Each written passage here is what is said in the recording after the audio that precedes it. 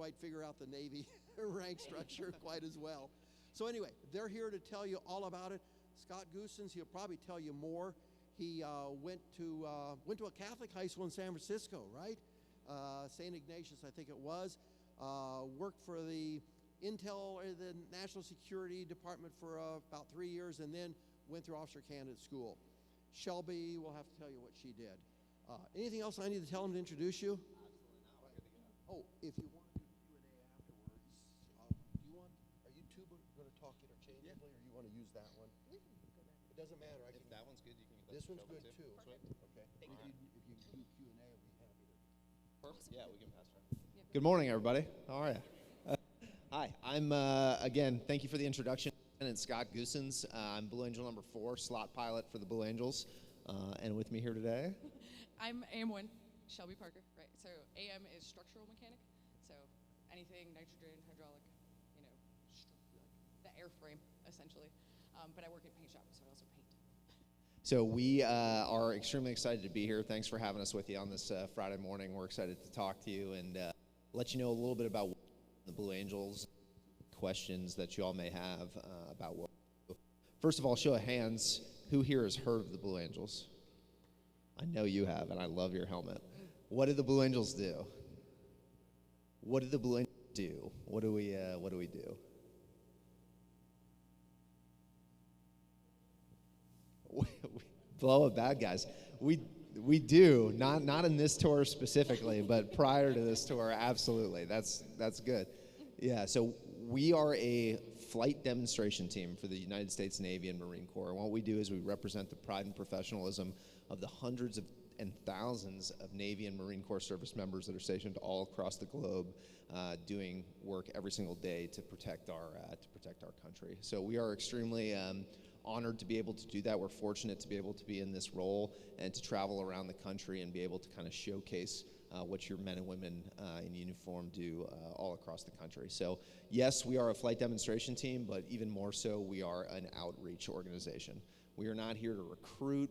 We're not here to do anything like that. Our job is to inspire a culture of excellence to the country. So whatever it is that you may want to do, whether it's be a doctor, a teacher, if you want to be a pilot, if you want to be a mechanic in the Navy, we're here to help, or to tell you to pursue that with all of your passion, the best of your abilities, and do everything you can to be the best at whatever it is that you want to be, and in doing so, be a part of something bigger than yourself and give back to your community if you can. So we're going to show a quick 5-minute video on a little bit what we really do as the Blue Angels, kind of what a typical week is for us, and then we will talk a little bit about our stories and answer any questions you may have. So with that, if we could roll the video, that'd be great.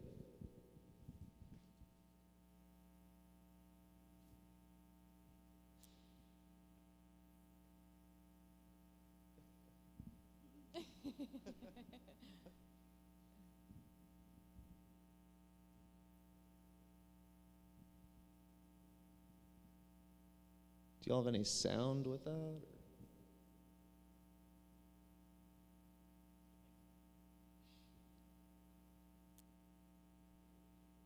That's a pretty good impression.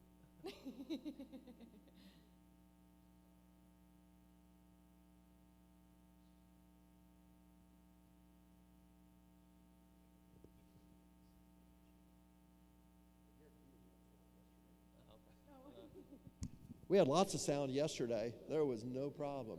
So Nolan is probably scrambling. We don't want to give him too much time, do we? Well, yeah, we can. Let's see here. Is he up in the rafters somewhere? Okay.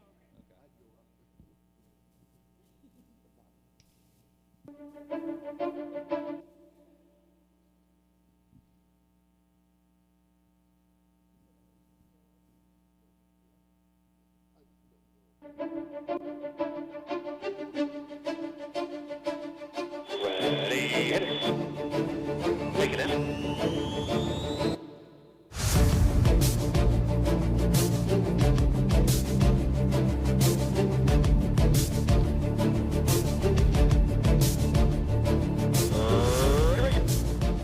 The Blue Angels, the United States Navy and Marine Corps' premier flight demonstration squadron.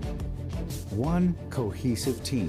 We are steadfast in our mission to showcase the teamwork and professionalism of the United States Navy and Marine Corps by inspiring a culture of excellence and service to country through flight demonstrations and community outreach.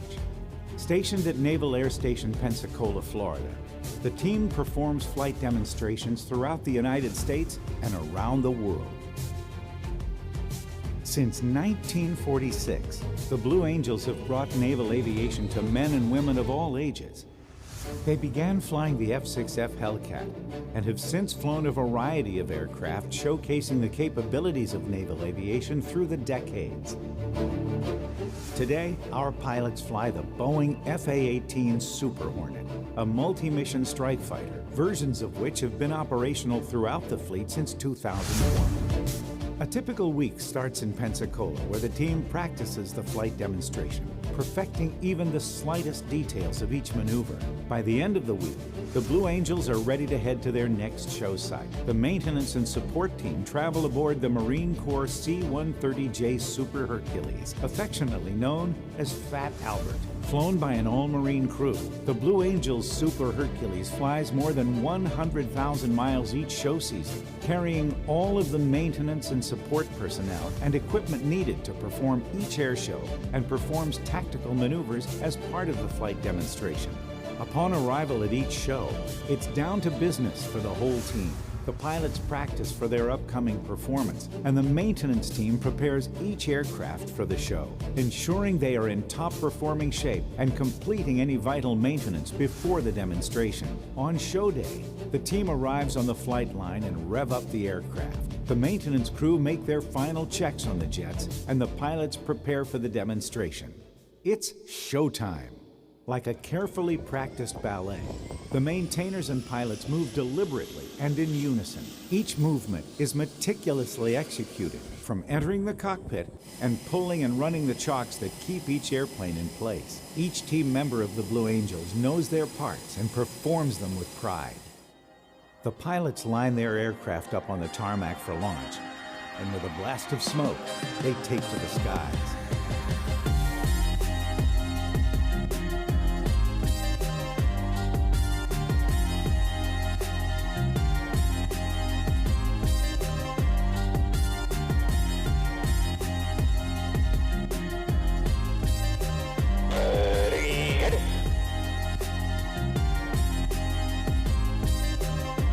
From the pilots to the maintainers, each Blue Angel is hand-selected from the fleet, embodying hundreds of years of Navy and Marine Corps tradition and heritage, and a representation of the 800,000 men and women who serve and defend our nation each day. Teamwork and trust define the Blue Angels and are the most important aspect of the squadron. From the precise wingtip to canopy separation of the Delta to the upkeep of the jets, each team member relies on one another, and each Blue Angel strives for excellence in everything they do. With a final salute and a handshake, another Blue Angel show is complete, but our mission is far from over. One of the most rewarding aspects of being on the team is spending time visiting hospitals, schools, and community functions. Across the country, we take time to interact with young people and discuss the benefits of military service and share our enthusiasm for naval aviation, hoping to inspire others to pursue their own dreams and service in their communities. Our hope is that tomorrow's leaders will be encouraged and motivated by what they see in our performance and all the men and women who make up our team.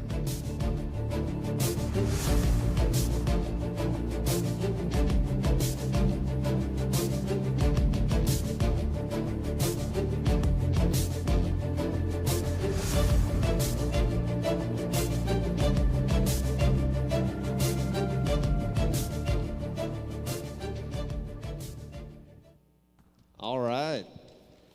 Thank you all for watching that video. I've probably watched that video 100 times, and every time I watch it, it still gets me excited. So, two things I want you all to take from that video, I hope that you did, were teamwork and trust, right? Those are, no kidding, the two biggest tenets on our team. Out in the fleet, when I flew F-18s before I came to this team, I'd walk on a flight probably 30 minutes prior, go out to my jet, walk around, check every panel, every little thing on the jet before I got in, took a seat and went flying to make sure everything was good to go and that the jet was safe. Here in the Blue Angels, we don't do that at all. We walk out to our jet, we sit right in the seat, and then we go take off without checking a thing. And that's because we fully trust in our maintainers, because they're the best of the best in the fleet, and we, no kidding, put our lives in their hands based off of the work that we know that they do on the jets. So very different on this team than it is anywhere else, and that teamwork and trust that allows us to do what we do here on the Blue Angels. We fly about 12 to 18 inches apart from other aircraft, right? That's very, very close. You're not going to be able to do that if you don't trust the person who you're flying next to, and you don't have that just teamwork instilled in you from months and months and months and hours and hours and hours of training out in the air, and the same thing is true on the maintenance side of the house. So right now, I'll turn you over to Shelby. She can tell you a little bit about her story. I'll tell you a little bit about mine, and then we'd be happy to answer any questions y'all may have. So Shelby, everybody. Thank you, I appreciate it. Just a quick question. So for everyone in the room, whether you graduated 20 years ago or graduating in a couple of years, how many of you knew exactly what you wanted to do? So just a couple of hands. So I see a lot of the younger crowd, they're just kind of like, no, that's intimidating. It's not intimidating. So I knew exactly what I wanted to do when I went into high school. And I'll tell you what, it is not what I'm doing now, and I've been doing it for 10 years. I kind of fell into the Navy, right? So I went to college. I was planning on getting a double master's degree. I love science, so I wanted to, dive into the field of chemistry, and the bioengineering was big and up and coming at that time. Well, I had issues with loans, so I couldn't get the funding that I needed to go to the school that I wanted to go to, which is no fault. I'm not sad about it, but so I started going to community college in the area. It was like, wow, I'm getting nowhere at a very, very slow rate of speed. So I was like, you know what? Let me explore other options. And I went and talked to a recruiter. And I was like, what would the Navy do for me? Like, I know what I could do for the Navy. I'm another body, I'm another number, I'm another this, I don't come from a military background, so I had very little information about it, and it was kind of intimidating. But it's done so much for me.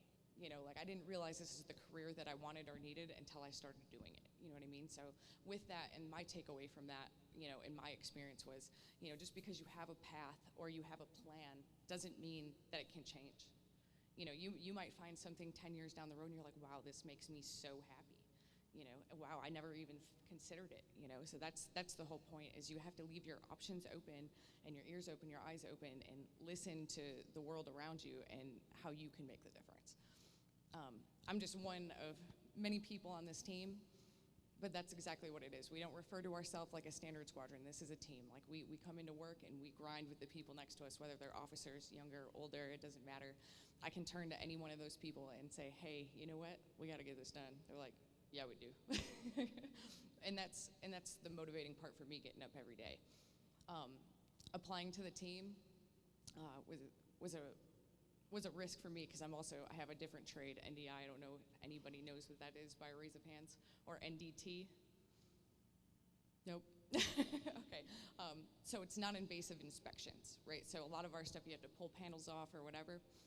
I can do that I can do certain inspections without having to take anything off or be invasive to the aircraft, which is really cool. So that was like kind of my in on the team, which is cool to do too.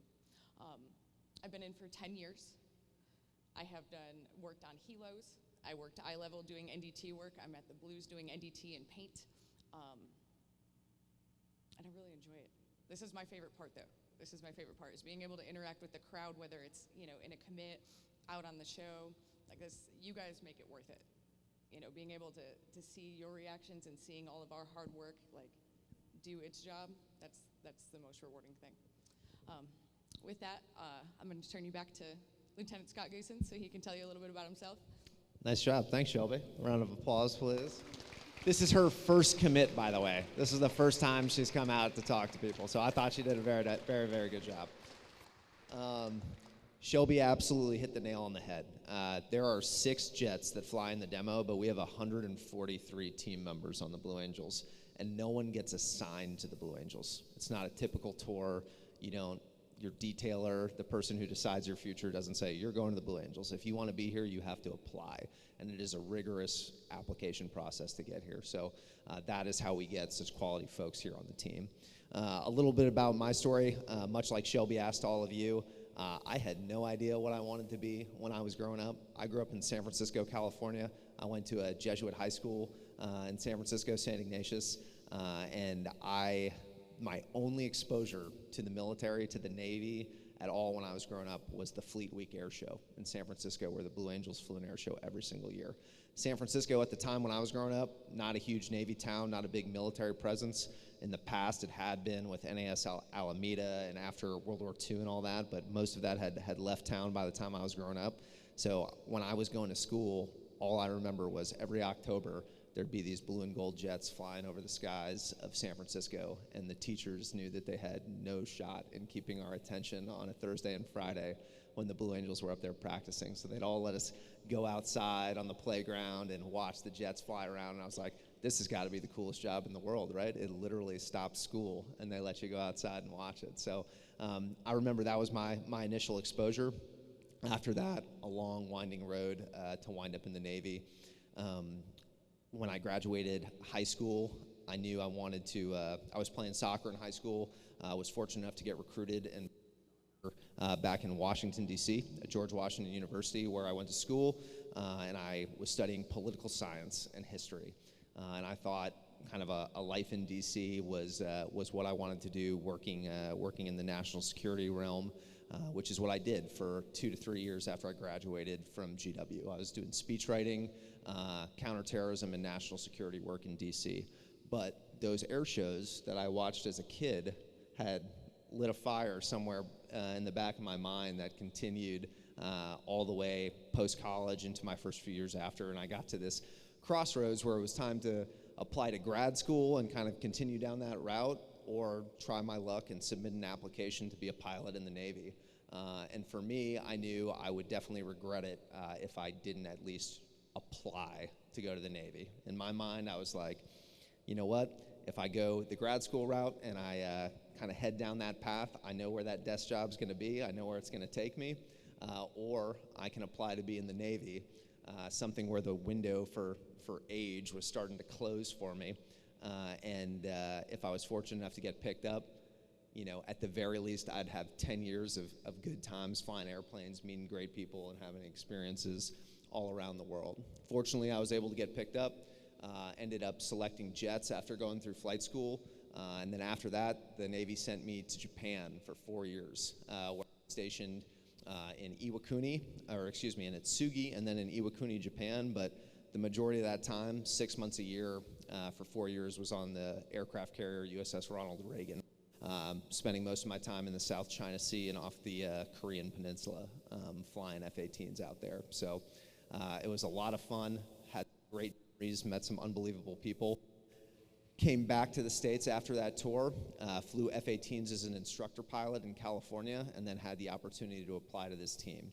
And I think you could ask any team member on the Blue Angels, nobody thought that they would actually be here on this team and a part of this team. So when the opportunity came to apply, again, much like before, I was like, I knew I would regret it if I didn't at least an application. And then fortunately enough, I was able to get picked up and wind up here on the team. So it has been an incredible experience. People often ask me, like Shelby said, what's your favorite part? What's the best part about being on the Blue Angels? The flying's amazing. I can't lie. I love it. It's a ton of fun. It's exhilarating. But the best part, for sure, is the community outreach that we're able to do. By the very nature of the United States Navy and Marine Corps, we are a forward deployed force. We are expeditionary. We are out of sight, but we on the Blue Angels want to make sure that all those men and women who are serving our country around the world are not out of mind, which is why we are able to do the mission that we do, travel around this country, talk to the American public, and just let them know, really put on display the pride and professionalism that their men and women in uniform are doing every single day around the world. So it's an incredible honor for us to be able to do that. We feel very fortunate. It's a short tour. It's 2 years for pilots, 3 years for maintainers. So people are not blue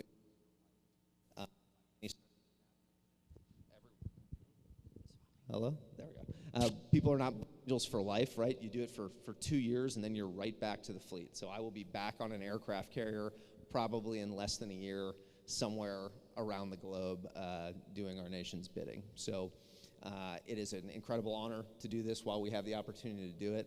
But again, the best part is absolutely this: being able to go out and talk to folks around the country and just be a part of this incredible organization. So with that, I don't want to take up too much more of your time boring you on what Shelby and I do, but we would love to answer any questions you may have. Thank you for your time this morning.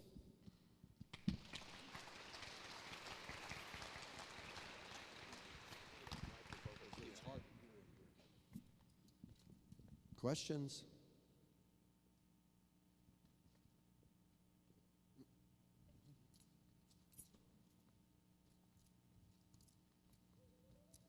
All right. Who was it? So when your 2-year tourism or flying is up, are you still a pilot with the Navy when you go on the ships?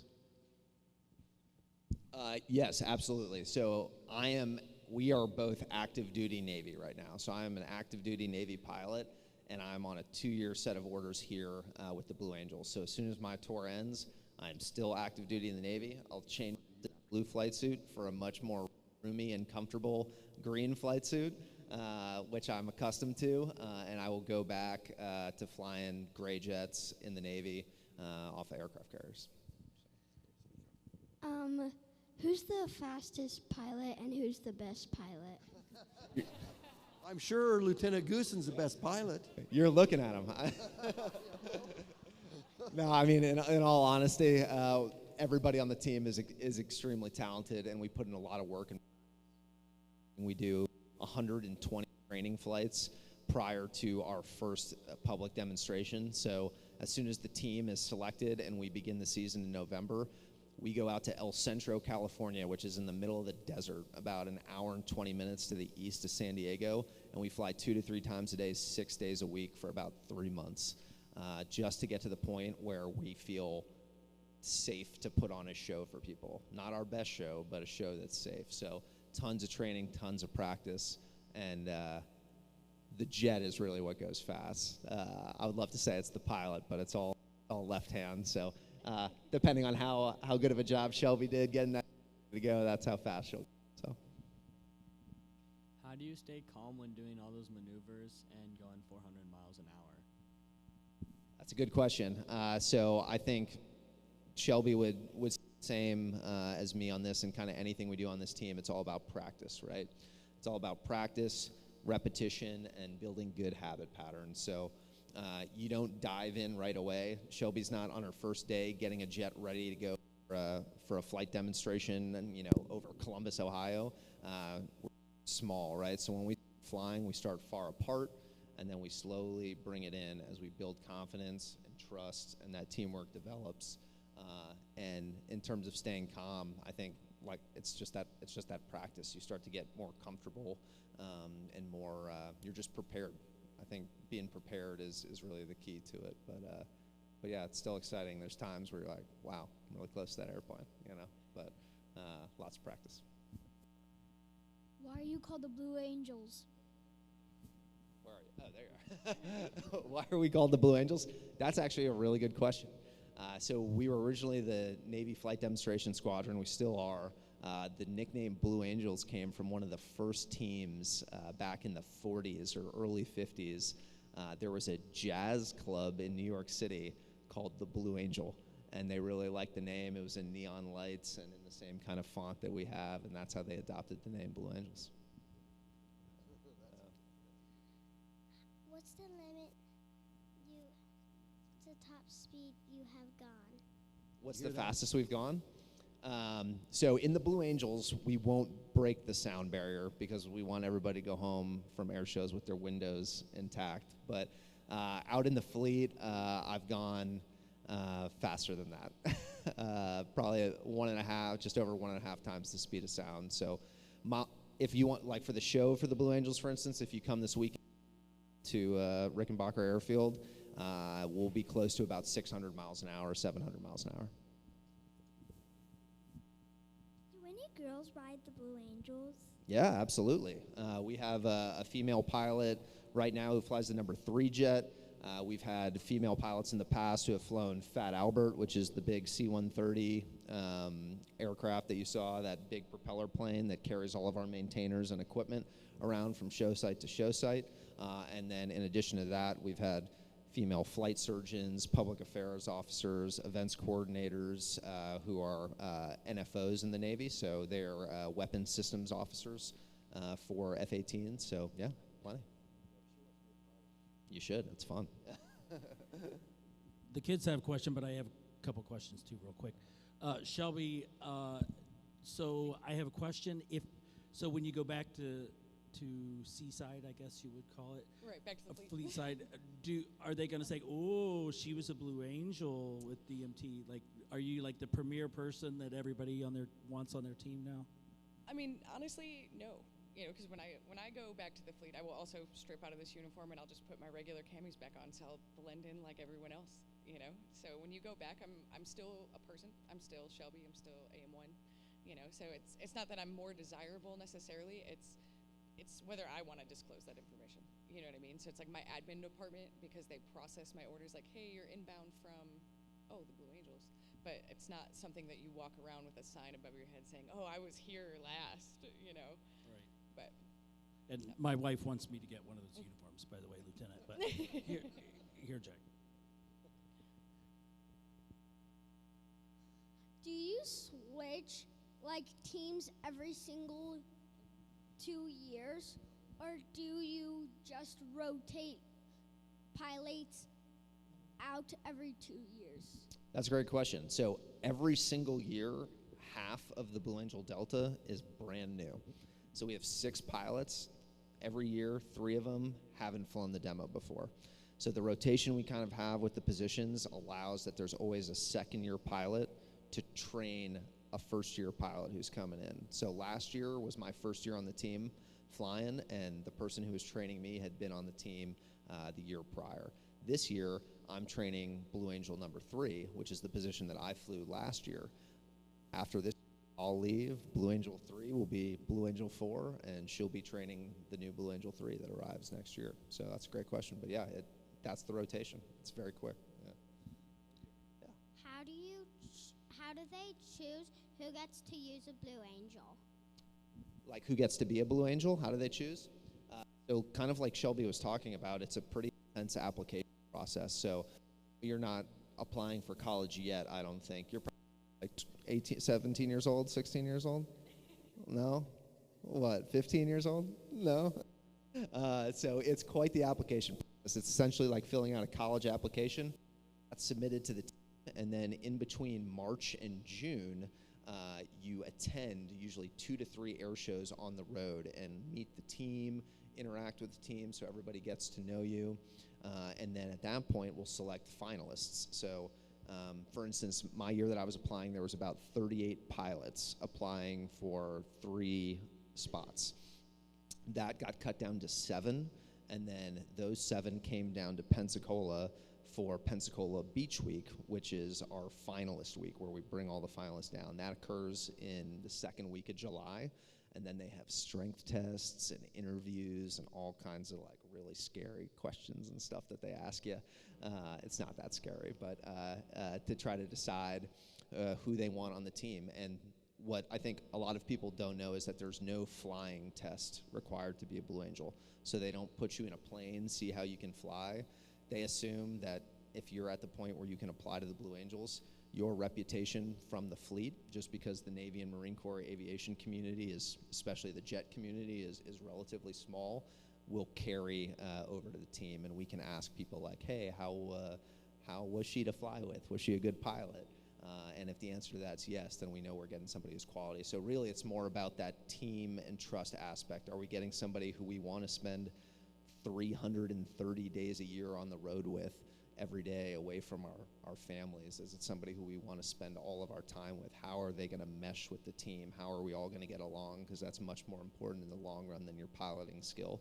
Nobody's flown like we do in the Blue Angels anywhere before in the fleet, so we can teach you that. So when you put in your application in a couple of years, let me know.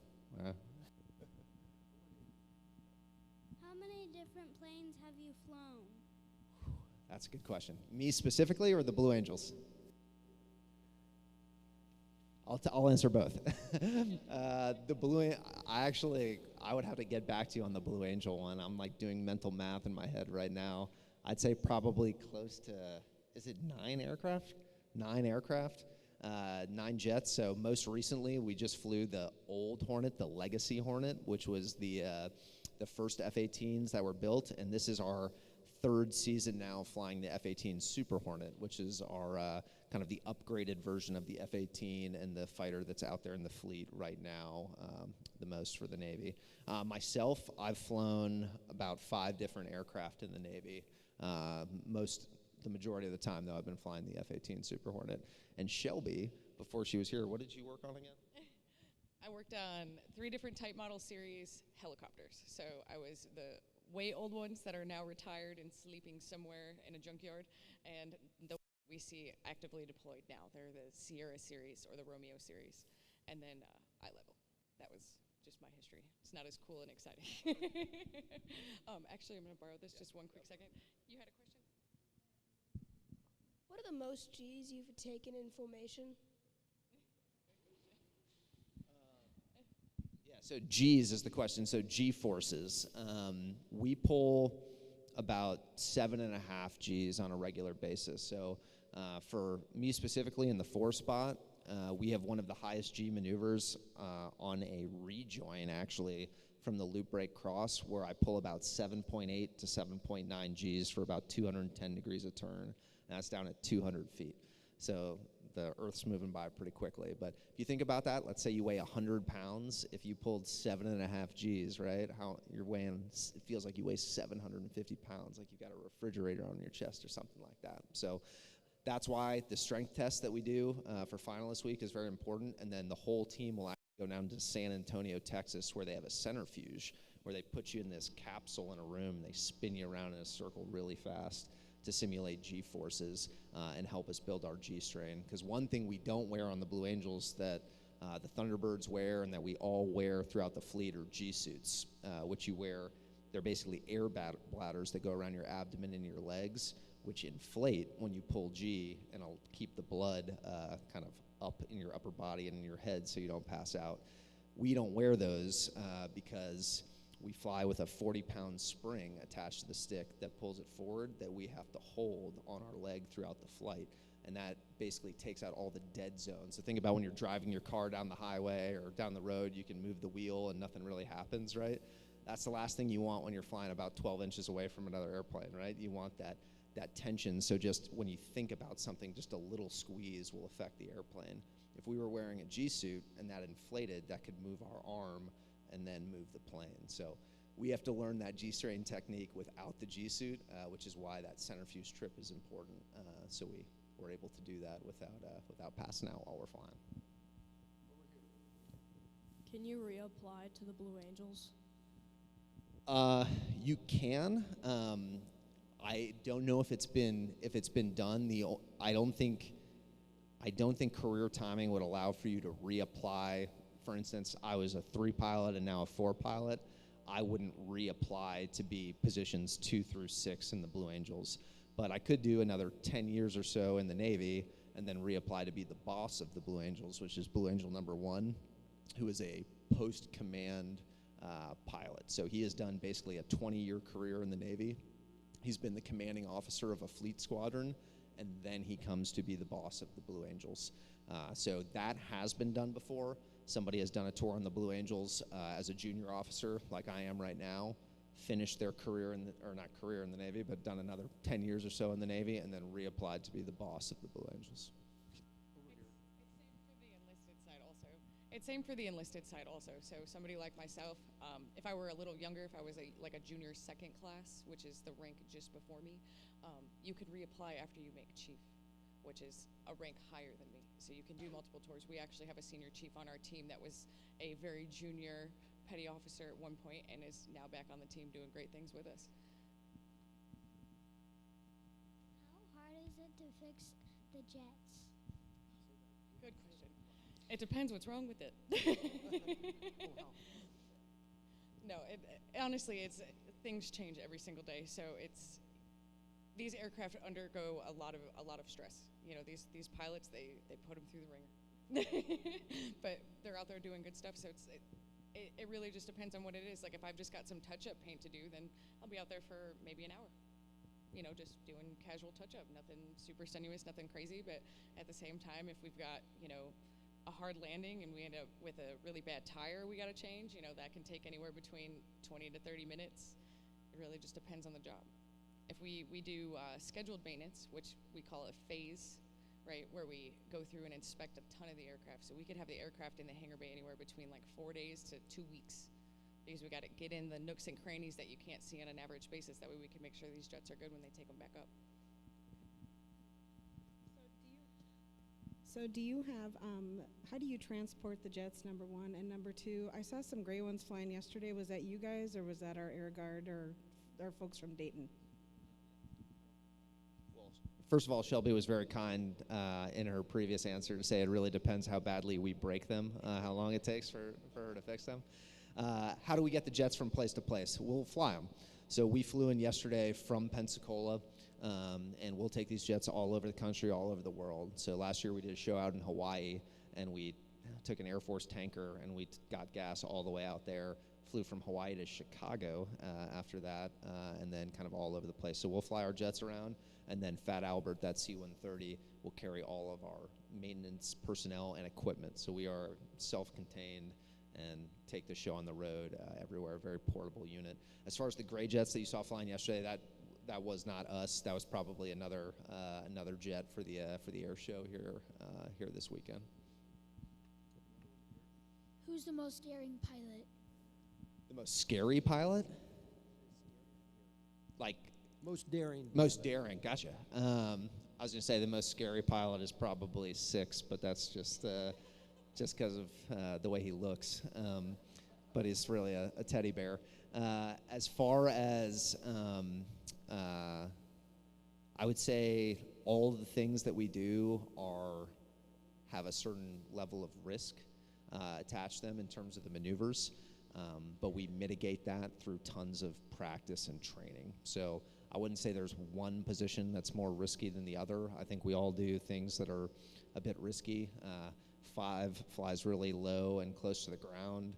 I fly upside down, inverted on Boss, who is also upside down, about 12 inches apart from him. Throughout the course of the demo, we're all very close to each other. So all of the things that we do are inherently risky, but we train and practice a ton to build up that skill through repetition and that trust and teamwork that we were talking about before. So I wouldn't say one pilot in particular. I think everything we do is probably a little daring, but in a good way.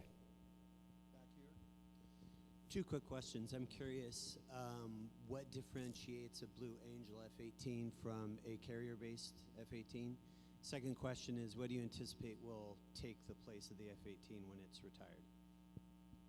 That's a good question.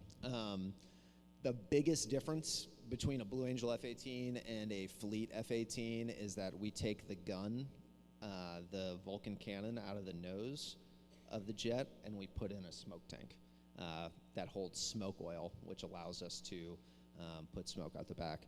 There's also a few other mods, including inverted pumps, which basically allow us to fly the jet upside down for longer periods of time without basically issues occurring where engines and certain pumps don't get the fluid they need to continue to go. And then the other, I would say, other than the paint job, which is different from a Fleet F-18, it's just a much lighter aircraft. It's stripped down with some of the combat systems and things like that. We don't have external fuel tanks, nothing like that. So it's a very light, it's a very slick jet, which allows it to go fast and be extremely maneuverable. They're also older aircraft. We don't take brand new jets and bring them to the Blue Angels. That's not what they were built for. They were built to be going off the pointy end of aircraft carriers and protecting our country abroad. So we have some of the oldest Super Hornets out there. The average age of our jets probably close to 20 years old, but they are extremely well taken care of and well groomed. So older jets, but it's still kind of right in the heart of their lifespan. So what's going to take the place after the Super Hornet? I think you're going to be seeing the Super Hornet and the Blue Angels for probably the next 20 to 30 years, if I had to guess. We flew the Legacy Hornet, I think from 1986 or 87, just until a couple years ago. And these jets, you know, we're still making new Super Hornets, so I would anticipate the Super Hornet being around for a long time. After that, I couldn't really tell you. I have no idea. Maybe the F-35, but there might be something else that comes after that. But I would anticipate the Super Hornet for another at least couple decades. What's the biggest difference between the Thunderbirds and the Blue Angels? Biggest difference? Thunderbirds are Air Force, we're Navy. In terms of the flight demonstration, it's just a slightly different show. Both jet demonstration teams are good. I think the Blue Angels have the ability to fly a bit closer together from what I was talking about before with the stick spring that we have and the fact that we don't wear G-suits. And that's mainly a function of the fact that the F-16 has a side stick that is a pressure stick, so the stick only moves about 1/4 of an inch, so they just don't have the fidelity to fly as tightly as we do. It's just also a slightly different show. They fly, their show is kind of built around speed and showing the underside of the jet, whereas ours is much more precision-based, tight formations, things like that. So we get along with them really well. We train they come down to our winter training facility in El Centro, California every winter. We know them all personally really well. They get in our back seat, fly with us, we'll fly with them. Great team. The only ones out there that do kind of anything like we do. So we get along super well. We're all friends with them. We've all got a big chat that we talk back and forth with throughout the season. But great team, fun show to watch. So if you go see a Thunderbird show or a Blues show, you're going to have a good time. I promise you that. First, thank you for your service, both of you, very much.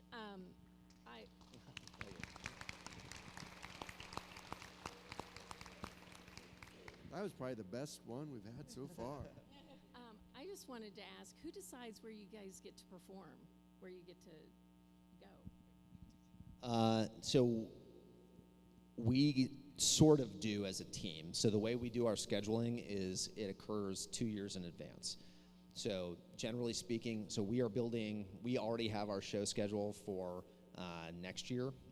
It's already locked in, and we're currently building the show schedule for 2025. So show sites, different air shows will submit requests to have the Blue Angels. We will take a look at our schedule, and once the appropriate paperwork is submitted, we will place it based on what makes sense for us, like where there's certain shows that we do every year, San Francisco being one of them, the Naval Academy graduation being another one, and we will kind of see how that works in terms of geographically speaking where we're going to be and what we can do. Navy Public Affairs, big Navy Public Affairs has a say in it as well, like, hey, we'd like you to perform here, this would be good, this would be good, but generally speaking, it relatively aligns with what we'd like to do. The biggest thing is that us and the Thunderbirds can't be within, I think it's like 350 miles of each other on any given weekend, just because they consider that like a waste of resources, and you'd be pulling the same group of people to 2 different air shows. And we're generally authorized 1 show a year that's a military show that we can do together. But yeah, we basically have the ability to decide where we're going to go once the air shows have submitted the appropriate paperwork, and that's decided about 2 years out in advance. I'm going to put in a public service announcement right now, okay? I've already looked ahead. Next year, the Columbus Air Show is the same weekend, and the Thunderbirds are going to be here. This is the first time we've done this. I hope we do it again. Send a note to our principal, tell him you really liked it, because we love to have military stuff. I got a question here, and then there, and then over here. How much more time do we have? Just under 10 minutes. Okay. When you do scheduled maintenance, do you just rip apart the airplane then rebuild it again? Or do you just take all the panels off and then look where you don't usually look? So a combination of the two, because it really depends, you know. So there's a ton of panels on this aircraft, you know, and each one of them makes sense for what's underneath it. So depending on what panel I pull up, I could have avionics stuff. Well, if I've got a frayed wire, now I've got to fix that. Or if I find, a hydraulic unit that's leaking, okay, now I've got to pull up more panels, take out that unit, because I got to figure out why it's leaking, So it really depends. We try to do the scheduled maintenance based off of known stress, right? So I don't decide, hey, it's been 200 hours, we should do this inspection, right? That's stuff that's been figured out and tailored across the entire fleet throughout the Navy. So we have the exact same inspections that any other gray jet does. But we have scheduled maintenance could be anything from like a day count. So we have simple 35 hours, which doesn't take us long at all, and I don't have to pull anything up, at least for airframes. Other shops is different. And then we have stuff like an 800 hour, which takes us quite a long time because we're digging into that aircraft. But the thing about it is we're looking for things to be wrong. We want to find them, that way we can fix it. We hope that nothing is, but that's why that inspection is there, is because it's something that commonly goes bad. So you just have to take all of that into consideration. But we're not afraid to say, hey, sorry you broke your jet. We need it. We got to fix it. But that's what we're here to do. So. Back here. What are some of the qualifications that you have to meet in order to become a aircraft mechanic? Being good at your job. So we don't have as many physical limitations as the pilots do, just because we're not going through and tipping upside down going 700 miles an hour. At the same time, like you do have to be physically fit, because we are also on the road. We're not on the road quite as many weekends as the pilots are. He really is gone over 300 days out of the year. It's wild. But I'll be gone somewhere around like 60 to 80 days, depending on the show. With that, I need to be able to walk, I need to be able to run, I need to be able to work on these jets, because there are days that I'm looking at the guy next to me and I'm like, it's going to be a long night, and we're there for 18 hours because we got to turn around and get these jets up. But that's our job. So it's really it's up to you to say, hey, I have the mental capacity to say, I'm going to get this job done. And then you have the physical limitations. Obviously, people get hurt, and it's things happen. I ended up cutting myself yesterday trying to cut something. It wasn't bad. But no, our process isn't as rigorous. Shelby's being incredibly humble right now. So let me tell you, first of all, airframes, right, is what you did in the fleet. On the Blue Angels, we cross-train all of our people, right? So if you were just an airframer out in the fleet, all you would be worried about is fixing the skin of airplanes, basically. That's your only job. Here at the Blue Angels, we don't have the luxury of having that many personnel, so we have people who are in admin who take care of paperwork, being able to do maintenance on jets, because that's the caliber of individual that we hire to come here, where we can say, like, hey, you've been sitting in an office typing and pushing paper throughout your Navy career, but we know you're so talented and so capable that we can train you how to change hide fluid or help change a tire or do a turnaround inspection on a jet. So that's the type of maintenance personnel we have here, which is completely different than the pilot side of the house. I flew planes. I came here and I'm flying planes again. She's doing jobs that she never did prior to arriving on this team. So thanks again for being here, both of you. It's pretty awesome. I'm pretty familiar with the application or rush process for the pilots, and I know that you guys just go grab a jet and do a cross country and you meet the team, and that's pretty easy for you. So I'm very curious, Shelby, on your side, how do you do that when you're an aircraft maintainer? Because you don't just grab a jet and take it on across country. You got to find a way to get to the show and meet the team in different locations. Yeah, so we actually do not go to show sites for our application process. So we got a whole bunch of paperwork we got to fill out, then the team's got to screen us, and then we on our own time have to figure out, okay, when can I meet up with the team? And we can do that starting in typically like February, mid-February, so when they're out in El Centro and we're doing our winter training, to very early May. And so you have to schedule a time and just kind of let the team know, hey, I'm coming to interview. And they're like, all right, see you when you get here. And you go and you show up, and you're there anywhere between 4 to 6 days working with the team, and you're just kind of getting your hands dirty. And it's an interesting process. It is, because you get there and they're like, where do you need me? Anywhere. Pick somewhere to be, but they want to see how you're going to interact, because, Lieutenant, when he was talking earlier, it's like, you know, we do have admin people. We have admin people on airframe shows, you know, so they want to see where you're going to get in and where you're going to fit in and see if the camaraderie is going to be good. So it's a good time. It is a good time. We're close to time. I'm going to have one more question, I think. Hello. Yeah, just listening to you recently brought up a couple questions I have, and thank you for your service and coming here today, and looking forward to the show. But what happens, number 4, when you say you're sick? You can't make something this weekend, or you get hurt. Is there a backup, number 4? Is my first question. And number 2 is, what about grooming and fitness standards? Are they any different than the general military or for the Blue Angels? Yeah, that's a great question. So what happens if a pilot gets sick? We have no backups on the Blue Angels. There's simply not enough time and resources to train backups. So if a pilot is sick, we fly with one less plane in the demonstration. So my job is kind of a utility player. So I'll fly the slot, but if our number 2 pilot falls out, if our number 3 pilot falls out, if our number 5 pilot or 6 pilot falls out, I will fill their position and fly that in the demo, which can be challenging because the only position I've flown before is 3, is on the left wing. So, but that's how we'll do things. So we don't have a backup, and the show can continue if we lose a pilot, even if we lose 2 pilots. The only way it can continue is if we lose the boss. So if we lose the number 1 jet, we won't fly. Everybody, if anyone else drops out, we can fly just basically a demo with fewer airplanes. But yeah, no backups. So got to stay healthy.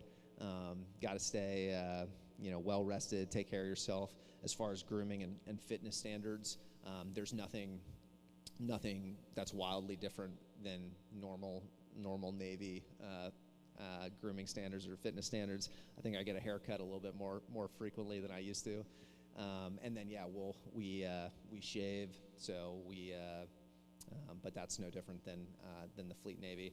I guess in the Fleet Navy we can have mustaches. A lot of people will grow mustaches on the aircraft carrier, which comes with mixed reviews, but we won't do that here on the Blue Angels.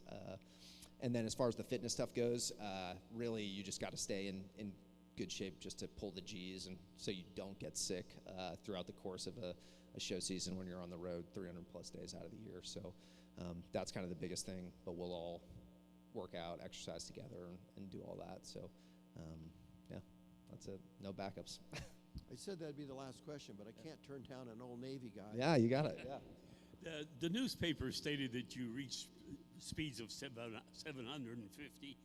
No way. You don't ever go supersonic in your maneuvers. We won't go supersonic at the show sites, no. But we'll get close. A lot of it depends on kind of density, altitude, and things like that, and how you want to convert knots to miles per hour and all those things. But what was that? No, we'll fly pretty slow on that one because we're worried about gas. But no, if we're breaking the sound barrier, it's not a good thing. So yeah, we don't want you to go home with your windows missing. So thank you very much. They're going to have to split here pretty quick because they got to go out to the base to practice this afternoon. Mr. Cooper is a blue and gold officer with the Naval Academy. I'm an Air Force Academy liaison officer. We'll be around for a few minutes. We appreciate your coming. All you younger guys, if you think you'd like to be a Navy pilot, then think about coming to St. Charles because we'll get you ready to go to the Naval Academy or Navy ROTC. So remember that in a few years. Thank you for coming. And sorry, one thing, sir, we have something for you all here. This is our 2023 Blue Angel lithograph with St. Charles Preparatory School on the litho. So we will leave this here with you. And thank you again for your time this morning. We appreciate it.